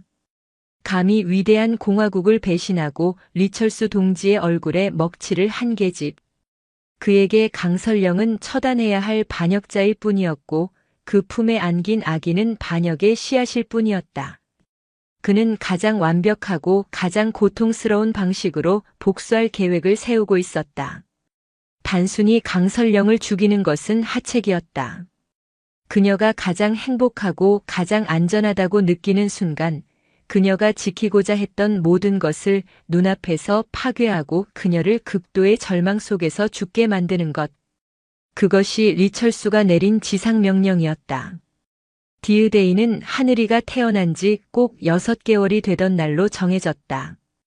그날은 마침 강철호 대령 부부가 딸을 만나기 위해 며칠간 미국으로 출국하는 날이었다. 독고진 소령 역시 군 내부의 중요한 훈련 평가관으로 차출되어 파주를 떠나야 했다. 경계 인력이 일부 교체되고 지휘관들이 자리를 비우는 그 찰나의 빈틈. 독사는 바로 그 순간을 노리고 있었다. 출국 전날 밤 강철호 대령과 윤서연은 서령의 집에서 저녁을 함께했다. 서령아, 우리 없다고 밥 굶지 말고. 냉장고에 반찬 가득 채워놨으니 잘 챙겨 먹어야 한다. 무슨 일 있으면 바로 독소령한테 연락하고. 윤서연은 친정엄마처럼 몇 번이고 당부했다. 강철호 대령 역시 하늘이를 안아주며 말했다. 이놈, 할애비 없는 동안 울지 말고 씩씩하게 잘 있거라. 돌아올 때 멋진 선물 사오마. 서령은 두 사람의 따뜻한 마음에 감사하면서도 마음 한구석이 왠지 모르게 허전하고 불안했다. 하지만 애써 미소를 지으며 두 사람을 배웅했다. 걱정 마십시오, 아버님. 어머니. 하늘이랑 잘 있겠습니다. 조심히 다녀오세요. 다음 날 모든 것은 독사의 계획대로 움직였다. 강철호 부부가 탄 비행기가 인천공항을 이륙했고 독고진 소령은 강원도로 향하는 지휘 차량에 몸을 실었다. 아파트 단지의 경계는 새로운 팀으로 교체되었다. 독사는 그 모든 상황을 손금 보듯 파악하고 있었다. 그날 밤 비가 추적추적 내리기 시작했다. 독사는 어둠과 비를 방패 삼아 움직이기 시작했다. 그는 사전에 파악해둔 아파트 단지의 사각지대를 통해 담을 넘고 고양이처럼 소리 없이 건물 뒤편으로 접근했다. 그의 목표는 서령의 집이 아니었다. 바로 그 아래층, 며칠 전 이사 온 것처럼 위장해 비어있던 집이었다. 그는 특수 제작된 도구로 순식간에 창문을 열고 집 안으로 잠입했다. 그의 손에는 가스관 절단기와 소형 용접기, 그리고 고성능 소음들이 들려 있었다. 그는 정확하게 서령의 집 침실 바로 아래 지점을 찾아냈다. 그리고는 아주 천천히 거의 소음이 들리지 않을 정도로 정교하게 드릴로 바닥에 구멍을 뚫기 시작했다. 그의 목표는 단 하나. 위층 침실의 최면 효과가 있는 무색무취의 신경가스를 살포하는 것이었다. 같은 시각 서령은 잠든 하늘이의 옆에 누워 책을 읽고 있었다. 빗소리 때문인지 아이가 자꾸 칭얼거렸다. 그녀는 아이의 등을 토닥이며 자장가를 불러주었다. 세상에서 가장 평화롭고 성스러운 그 순간 그녀는 알지 못했다. 바로 자신의 발밑에서 자신과 아이의 모든 것을 앗아가려는 악마가 낙원의 바닥을 뚫고 올라오고 있다는 사실을. 미세한 드릴 소리가 콘크리트 바닥을 뚫고 올라왔다. 하지만 창밖의 빗소리와 아이의 칭얼거림에 묻혀 서령은 아무것도 감지하지 못했다. 마침내 작은 구멍이 뚫리고 독사는 그 구멍을 통해 가느다란 튜브를 밀어넣었다. 그리고 밸브를 열었다. 쉬이그 하는 미세한 소리와 함께 보이지 않는 죽음의 안개가 어둠 속으로 퍼져나가기 시작했다. 서령은 갑자기 밀려오는 강한 졸음에 고개를 떨궜다. 이상하다고 생각할 틈도 없이 그녀의 의식은 깊은 심연 속으로 빠르게 가라앉았다. 그녀는 아이의 손을 잡은 채 그대로 깊은 잠에 빠져들었다. 모든 것이 완벽했다. 독사는 가스가 완전히 퍼질 때까지 기다린 뒤 위층으로 올라가 문을 땄다. 집 안은 고요했다. 그는 침실로 들어가 깊이 잠든 서령과 하늘이를 확인했다. 그의 입가에 비릿한 미소가 걸렸다. 그는 서령을 그대로 둔 채 아이만 조심스럽게 안아들었다. 그리고 미리 준비해온 작은 녹음기를 서령의 머리맡에 놓았다. 녹음기에는 리철수의 목소리가 담겨 있었다. 배신자여, 편히 잠들었는가? 내년이 가장 소중히 여기는 것을 내가 가져간다. 눈을 떴을 때 내년은 모든 것을 잃었다는 것을 깨닫게 될 것이다. 그 절망 속에서 평생을 울부짖어라. 이것이 위대한 공화국을 배신한 자의 말로다. 독사는 아이를 품에 안고 유유히 어둠 속으로 사라졌다. 그는 아이를 죽이지 않을 것이었다. 아이는 리철수에게 바치는 가장 완벽한 전리품이자 앞으로 강설령을 영원히 조종하고 고통을 줄 최고의 인질이 될 것이었다. 몇 시간 후 신경가스의 효력이 서서히 사라지자 서령이 무거운 머리를 흔들며 눈을 떴다. 창밖은 아직도 어두웠다. 몸이 천근만근 무거웠지만 그녀는 본능적으로 옆자리를 더듬었다. 없었다. 늘 그 자리에 있어야 할 아이의 따뜻한 체온이 느껴지지 않았다. 하늘아. 그녀는 비명을 지르며 벌떡 일어났다. 집안의 모든 불을 켰다. 아기 침대, 거실, 부엌, 화장실. 어디에도 아이는 없었다. 집은 너무나도 고요했다. 마치 처음부터 하늘이라는 아이는 존재하지 않았던 것처럼. 그 순간 침대 머리맡에 놓인 작은 녹음기가 눈에 들어왔다. 떨리는 손으로 재생 버튼을 눌렀다. 배신자여, 편히 잠들었는가? 악마의 목소리가 귓전을 파고드는 순간 강설령의 세상이 무너져 내렸다. 그녀의 입에서 인간의 것이라고는 믿을 수 없는 영혼이 찢겨나가는 듯한 절규가 터져나왔다. 평화롭던 낙원은 순식간에 지옥으로 변해버렸다. 강설령의 절규는 새벽의 정적을 갈기갈기 찢어놓았다. 비상벨이 울리고 아파트 단지 전체가 발칵 뒤집혔다. 잠복 중이던 방첩사 요원들과 헌병 특임대가 순식간에 그녀의 집으로 쇄도했다. 하지만 그들이 마주한 것은 텅 빈 아기 침대와 영혼이 빠져나간 사람처럼 바닥에 주저앉아 녹음기만 끌어안고 오열하는 서령뿐이었다. 하늘이. 내 아기. 내 하늘이가 없어졌어요. 그녀는 넋나간 사람처럼 같은 말만 되풀이했다. 현장에 도착한 초기 대응팀장은 사태의 심각성을 깨닫고 즉시 돕고 진 소령에게 직보했다. 강원도 훈련장에서 보고를 받은 돕고 진은 온몸의 피가 차갑게 식는 것을 느꼈다. 자신의 부재, 지휘관의 부재. 그 완벽한 타이밍을 노린 적의 치밀함에 치가 떨렸다. 전원 비상. 지금 즉시 파주로 복귀한다. 그리고 국방부 장관님께 직통으로 보고 올려. 오로라가 피탈되었다고. 이건 전쟁이다. 돕고 진은 헬기 긴급 지원을 요청해 파주로 날아왔다. 동시에 미국에 체류 중인 강철호 대령에게도 연락이 취해졌다. 딸과 함께 아침 식사를 하던 강 대령은 수화기 너머로 들려오는 소식에 그 자리에서 얼어붙었다. 손에서 떨어진 포크가 접시에 부딪히며 내는 날카로운 소리가 그의 심장이 찢어지는 소리처럼 들렸다. 당장 한국으로 돌아가는 가장 빠른 비행기 알아봐. 지금 당장. 그의 호통에 아내와 딸은 영문도 모른 채 겁에 질렸다. 불과 몇 시간 전까지 행복의 정점에 있던 두 남자는 순식간에 책임감과 분노, 그리고 참을 수 없는 자책감의 나락으로 떨어졌다. 돕고 진이 도착했을 때 서령의 집은 거대한 수사본부로 변해 있었다. 감식 반원들이 집 안팎의 모든 증거를 샅샅이 훑고 있었다. 서령은 군의관의 진정제 투여에도 불구하고 극심한 불안 증세를 보이며 조사를 거부하고 있었다. 그녀는 아무도 믿지 못했다. 자신들이 절대적으로 안전하다고 약속했던 사람들이 결국 그녀의 아이를 지켜주지 못했다는 배신감에 몸을 떨었다. 돕고 진은 모두를 물리고 조용히 그녀의 앞에 무릎을 꿇었다. 죄송합니다.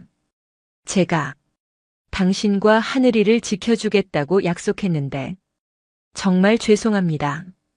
그는 평생 누구에게도 해본 적 없는 진심 어린 사과를 했다. 변명도 위로도 아니었다. 오직 자신의 실패를 인정하는 처절한 고백이었다. 그의 진심이 닿았는지 서령은 처음으로 고개를 들어 핏발선 눈으로 그를 바라보았다. 내 아이, 찾을 수 있습니까? 그녀의 목소리는 쇳소리처럼 갈라져 있었다. 찾겠습니다. 제 목숨을 걸고 반드시 찾아내겠습니다. 돕고 진의 눈에는 흔들림 없는 결의가 담겨 있었다. 그렇다면 나도 같이 싸우게 해주시오. 서령의 입에서 나온 말은 모두의 예상을 뛰어넘는 것이었다. 그놈은 독사여. 리철수의 가장 잔인하고 집요한 계지. 그의 생각, 그의 버릇, 그의 움직임. 이 세상 누구보다 내가 가장 잘 아오. 당신들이 놓치는 것을 나는 볼 수 있소. 내 아이를 되찾는 일에 나를 이용하시오. 그 순간 그녀는 더 이상 보호받아야 할 연약한 피해자가 아니었다. 새끼를 잃은 어미 늑대처럼 잿더미 속에서 피어나는 복수의 불꽃 그 자체였다. 그녀의 눈빛에서 돋고 지는 자신의 실수를 만회할 유일한 희망을 보았다.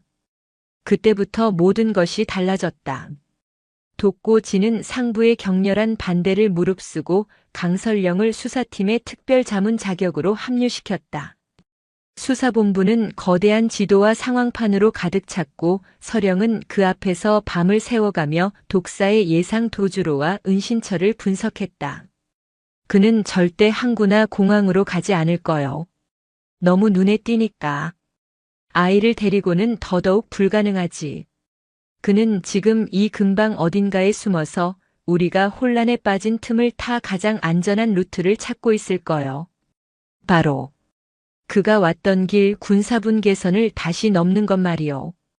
그녀는 파주 일대의 지도를 가리키며 군 경계가 가장 허술하면서도 민간인의 눈을 피할 수 있는 몇 군데의 야산을 지목했다. 그녀는 북한 특수부대가 난파될 때 이용하는 비밀 루트와 그들의 생존 방식을 손금 보듯 꿰고 있었다. 그녀의 분석은 수십 년간 북한을 연구해 온 방첩사 분석관들조차 혀를 내두를 정도로 날카롭고 정확했다. 강철호 대령이 긴급 귀국하여 수사본부에 합류했다. 며칠 만에 수척해진 그의 얼굴에는 하늘을 잃은 슬픔과 함께 적에 대한 불타는 분노가 서려 있었다. 그는 연대장으로서의 모든 권한을 동원하여 수색 작전을 지원했다.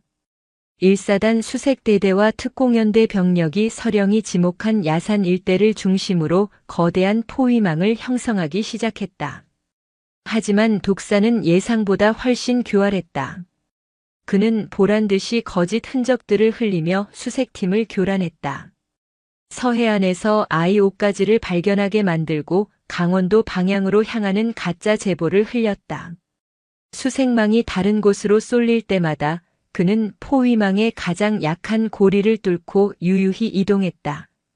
시간은 속절없이 흘러갔다. 아이가 사라진 지 72시간, 생존을 위한 골든 타임이 점점 끝나가고 있었다.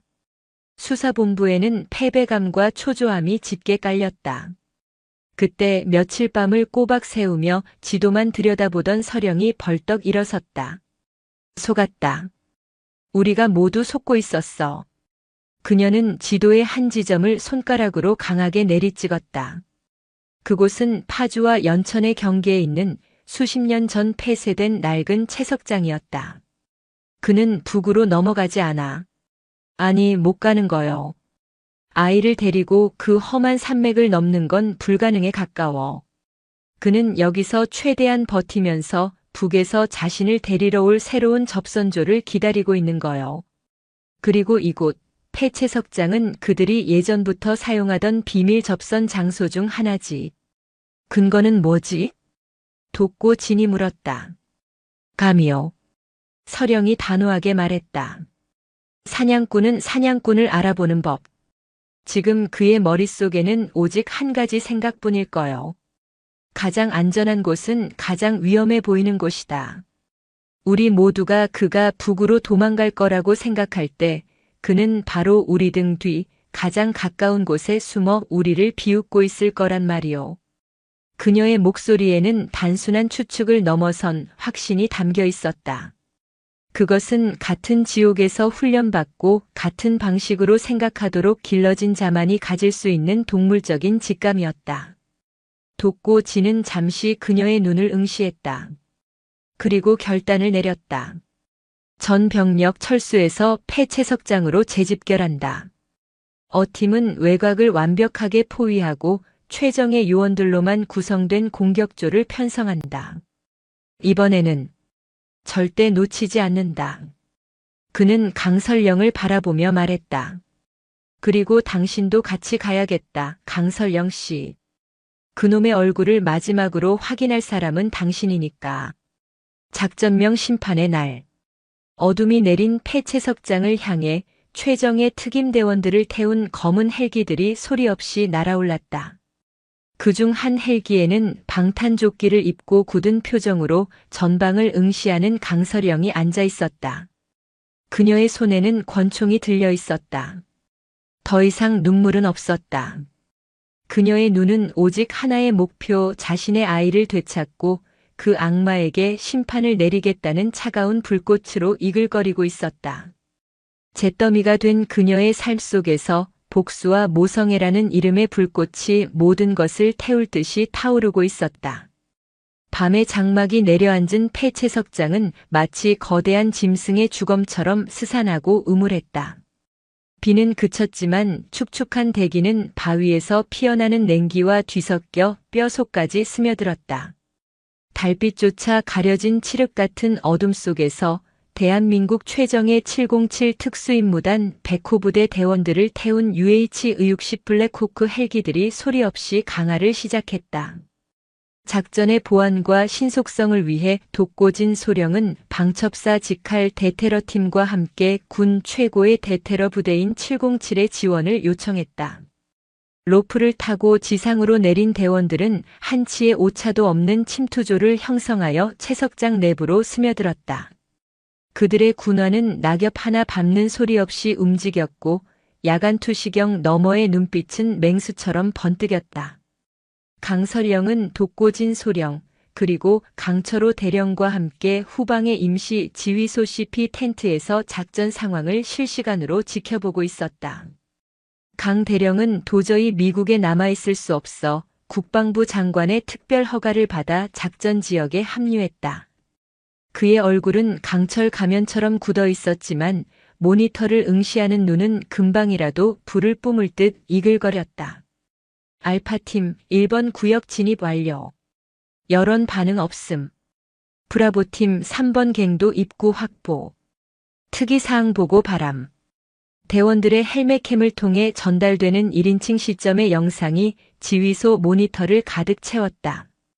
흔들리는 화면 속 버려진 관리 사무소와 녹슨 중장비들이 유령처럼 나타났다 사라졌다.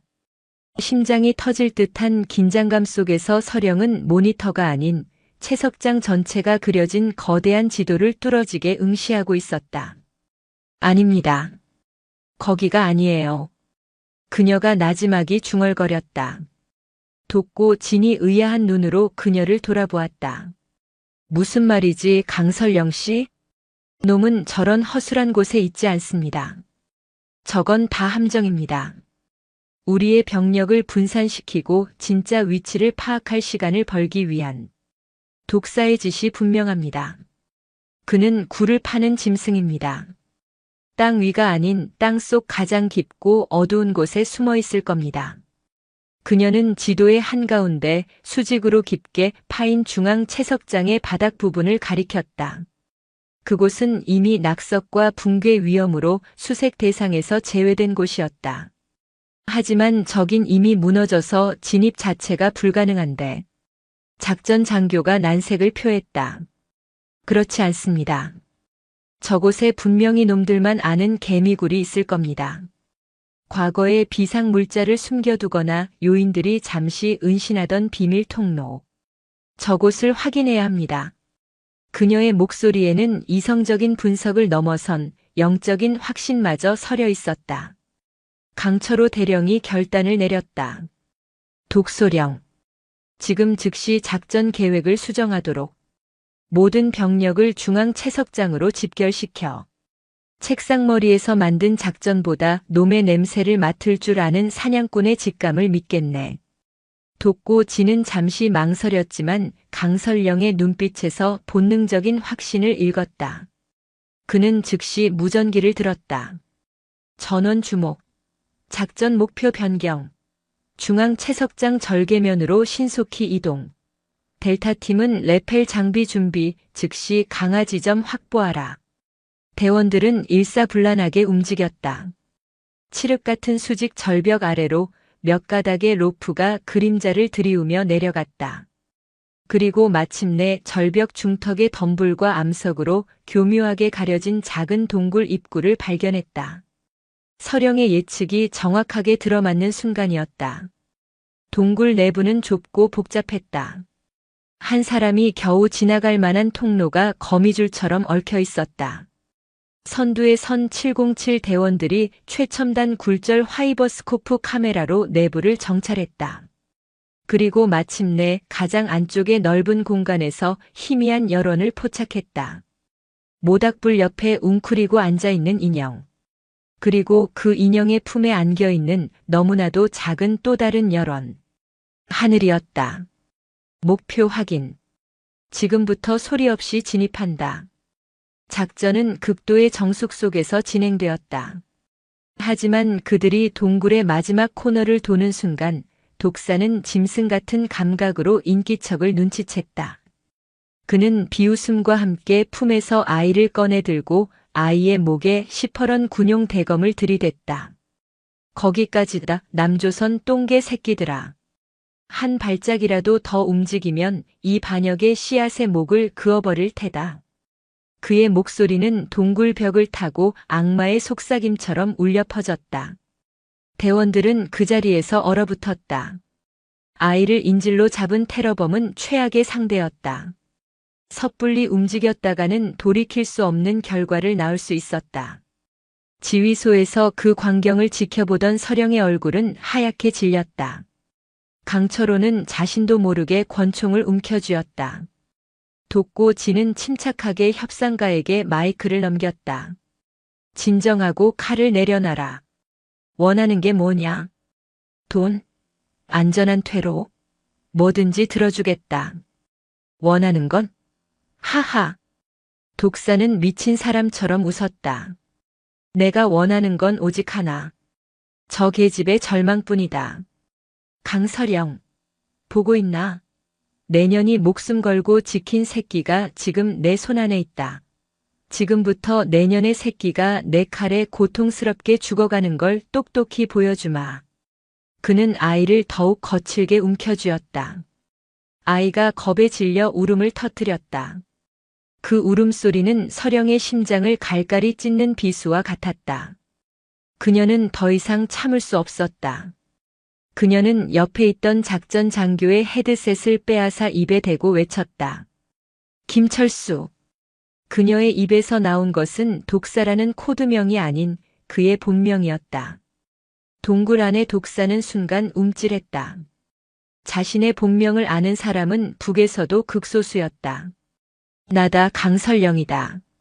아니, 내 놈들이 부르던 리설령이다. 똑똑히 기억하는가, 김철수. 7년 전 회령 보이부 지하 감옥에서 내 놈이 저지른 짓을. 서령의 목소리는 확성기를 통해 동굴 전체에 울려 퍼졌다. 독사 김철수의 눈이 당혹감으로 흔들렸다. 내 놈은 그때 상관의 명령이라며 굶주린 여자 수감자에게 빵 한 조각을 던져주고 그 대가로 그녀의 16살짜리 딸을 내 놈의 상관에게 바쳤지. 밤새 울부짖던 그 소녀의 비명을 기억하는가? 그 소녀가 바로 내 하나뿐인 동생이었다. 그것은 누구에게도 말하지 않았던 그녀의 가장 깊은 상처이자 분노의 근원이었다. 그녀가 리철수에게 그토록 저항했던 이유, 그리고 탈북을 결심하게 된 가장 근본적인 계기였다. 김철수는 그저 리철수의 충견일 뿐만 아니라 자신의 가족을 파멸로 이끈 악마의 하수인이었던 것이다. 내 놈이 지금 그 더러운 손으로 안고 있는 아이는 내 놈 같은 짐승들에게 짓밟히지 않게 하려고 내가 목숨을 걸고 지켜낸 내 전부다. 내 놈 따위가 함부로 건드릴 수 있는 존재가 아니란 말이다. 그녀의 처절한 절규에 김철수는 이성을 잃었다. 그의 가장 치욕적인 과오를 들춘 것에 대한 분노가 이성을 마비시켰다. 닥쳐라, 이 배신자년.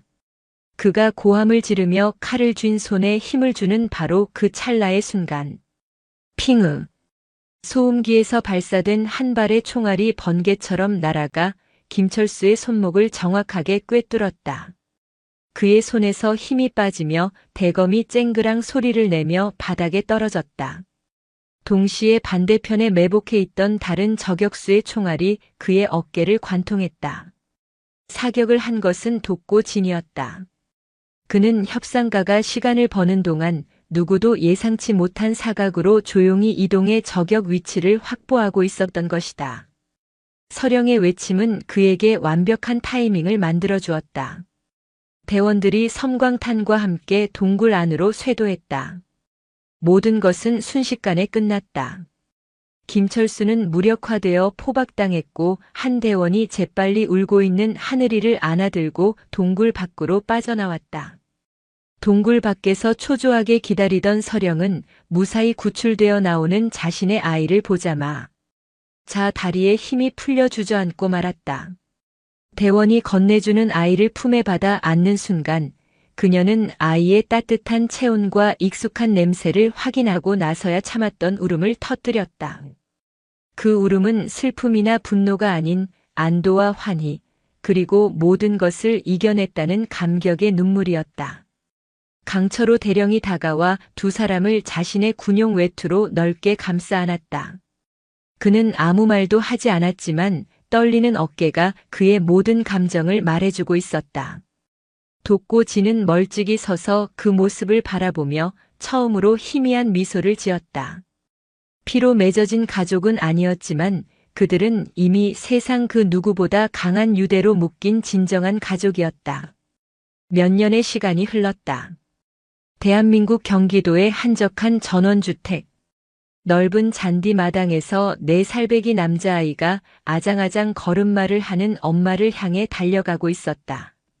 엄마, 나비. 아이의 손가락 끝을 따라 노란 호랑나비 한 마리가 하늘로 날아올랐다. 아이의 엄마, 이제는 강설영이라는 이름이 완벽하게 익숙해진 그녀는 환하게 웃으며 아이를 번쩍 안아들었다. 그녀의 얼굴에서는 과거의 고통과 상처를 찾아볼 수 없었다. 오직 평온함과 깊은 행복만이 가득했다. 우리 하늘이 나비 잡았어? 아이고 잘했네. 마당 한쪽의 파라솔 아래에서는 백발이 성성해진 강철호 예비역 대장이 아내 윤서연과 함께 흐뭇한 미소로 그 광경을 바라보고 있었다. 그는 연대장을 마지막으로 명예롭게 전역하고 평생 모은 돈으로 이 집을 마련하여 서령과 하늘이를 진짜 딸과 손자처럼 품었다.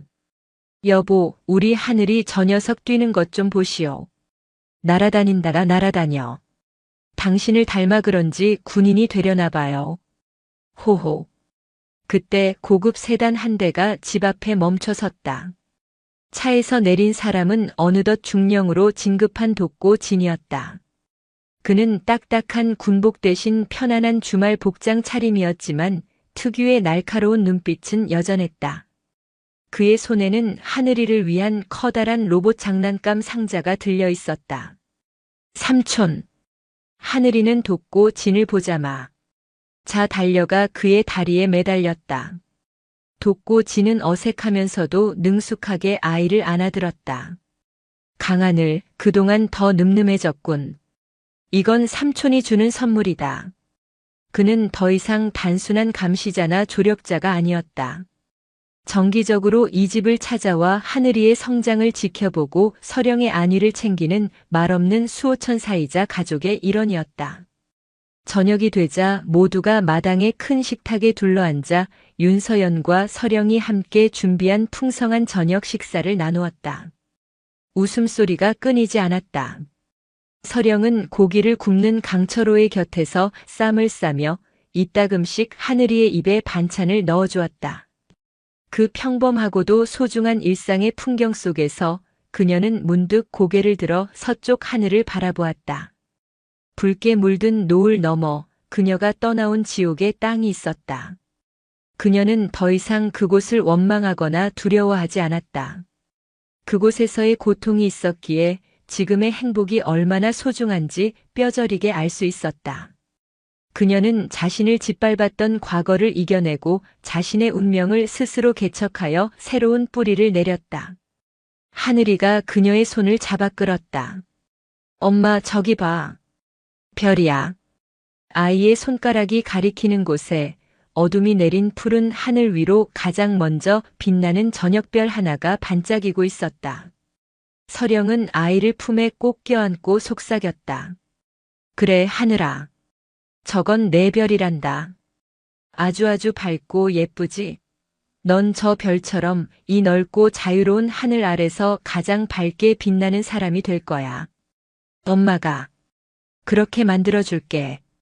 그녀의 눈동자에 반짝이는 별빛이 담겼다.